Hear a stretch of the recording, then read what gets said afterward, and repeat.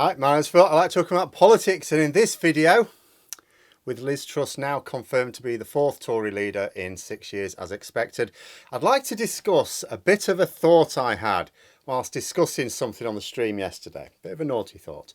If Liz Truss gets things quite badly wrong, she is expected to get things quite badly wrong, Tory MPs may find themselves in a little bit of a trap between two impossible outcomes as they stare down the barrel of a big election defeat. But first, if you'd like to be notified of daily news and politics, please subscribe to the channel and click the bell notification icon. So I will be talking more about the consequences of making Liz Truss Prime Minister. She'll be announcing various things this week. I'll be commenting on those things. I will just start off by saying there were some pollsters saying, look, it could be a bit tighter than people are thinking. And you know what? It was a bit tighter than people were thinking. And there's a consequence of that I want to talk about tomorrow as well. But first of all, this little thought. So here's the notion. I think Liz Truss is going to make a lot of blunders as Prime Minister. I don't just mean she will pursue what I think are the wrong policies. I mean blunders. Consider what was popular about Boris Johnson's time in office. What did voters chime with? The idea of levelling up, which was spending on large infrastructure projects to let left behind parts of the country catch up. He didn't do it. It was all a con, but the policy was popular. Then furlough. What was furlough? Again, massive state intervention to support living standards. Again, the way they implemented things overall actually widened the gap between rich and poor parts of the country, but the stated policy, what people thought they were doing, was popular. The vaccine rollout, Boris Johnson cited that as one of his three great achievements. Oh, fastest vaccine rollout in Europe. It wasn't the fastest, wasn't even the 10th fastest. But nonetheless, what was it that appealed to people? Big state intervention in healthcare, the 40 new hospitals, another con, but big state intervention in healthcare that was popular. Think about it. What has been popular has been massive state intervention. That's what's been popular. But the Tories are all about small state. They are against state intervention, laissez-faire. This is an unpopular policy at the best of times, but in a cost of living crisis, absolutely fatal. We are still waiting to see if Liz Truss freezes energy prices. If she does, Labour can claim, well, she's just come up with a way more expensive way of doing what they'd already proposed. So the Tories look like they're taking Labour's ideas and implementing them badly. In fact, the current rumours are that she will be going with the energy companies plan that I'd already talked about, which is basically to get the public to effectively take out loans with energy companies and repay them over the coming years on top of their energy bills then. Now, when Sunak tried to do that on a smaller scale, it didn't go down at all well. So this is no bad outcome for Labour politically. I mean, Labour's plan to freeze energy bills is paid by oil companies, not taxpayers. This potential Tory plan is to freeze energy bills and for the taxpayers to fund it at 4 times the cost of Labour's plan. But if Truss doesn't even do this, if her support falls short of actually freezing the energy bills, it's curtains much sooner for her. But whatever she does, she's standing on a platform of reducing state intervention. She's trying to be a good little Tory, shrinking the state, during a series of national crises. I can see her personal approval rating dropping below that of Boris Johnson's. And I can see the Tories poll rating dropping below where Johnson left it. Now imagine this scenario, and this is speculation, of course, but it's not ridiculous speculation.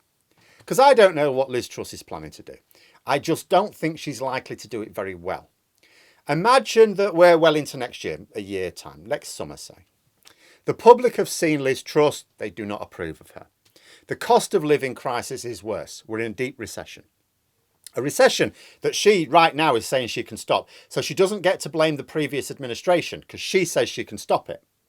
All the indicators are that she is definitely going to lose the next election. Right? Let's imagine that's the situation. It's really clear she's going to lose the next election. Now, I've said recently that some Tory MPs are probably comfortable with this. Maybe even Liz Truss herself, who knows? They go into opposition for a few years, then come back and behave just as badly, but blame all the shit on that brief period of Labour government, and they're back in for another 15 years.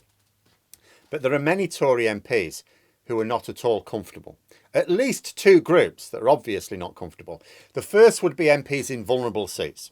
Some of them like being MPs, and they will fight tooth and nail to remain MPs. They will not sit back and allow the inevitable end to their ride on the gravy train. The second group would be MPs who may well be in safe seats, but they fear Labour introducing proportional representation. Those on the far right of the Tory party in particular are scared stiff of this prospect.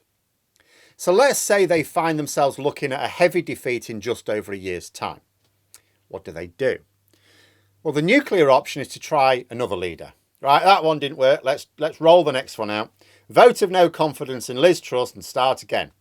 Now, ordinarily, this would be political suicide. You know, with a large majority saying you've got no confidence in a second leader inside the same parliament. I don't think it's ever been done. It's nuts. But if you're going to lose, and you're certain you're going to lose, and you're going to lose heavily, well, it could still be the lesser of two evils. Now, this is where the naughty thought comes in, because then they've got a problem, haven't they? Let us say Boris Johnson is still an MP, okay? And they're going for it. They're really going for it to try and keep him as an MP. So he's still an MP, right? Vote of no confidence in Liz Truss. She loses it. It's going to be another Tory leadership contest. Boris Johnson's going to throw his hat in the ring, isn't he? Everyone knows that his support for Truss is false. He expects her to crash and burn. His allies haven't been shy about saying so. And he also expects for the Tories to come crawling back to him and say, oh, Boris, we got it wrong. We're so sorry. Could you please come back and take over again? Johnson will enter the leadership contest. The rules don't forbid that. He'll almost certainly end up on the final ballot. Assuming there's even a final ballot, he may end up being uncontested. He may just get, waltz straight back into the job. But, if polls are to be believed, even if it ends up as a final ballot, the party members would probably vote for him. So they'd end up with Boris Johnson back in charge. But there was a reason they got rid of Boris Johnson in the first place, and those reasons haven't gone away. Tory MPs may end up in a position where their poll rating is at a record low. They're being led by someone who is certifiably insane and either refuses or is incapable of getting a grip. But getting rid of her means ending up with Boris Johnson again. All they'll have achieved is a year of political chaos, growing dissatisfaction from the public, and back to square one with actually not that long to go before the election. They would be utterly buggered. So that's my first cheery thought as we wait to usher in the next contender for worst Prime Minister ever.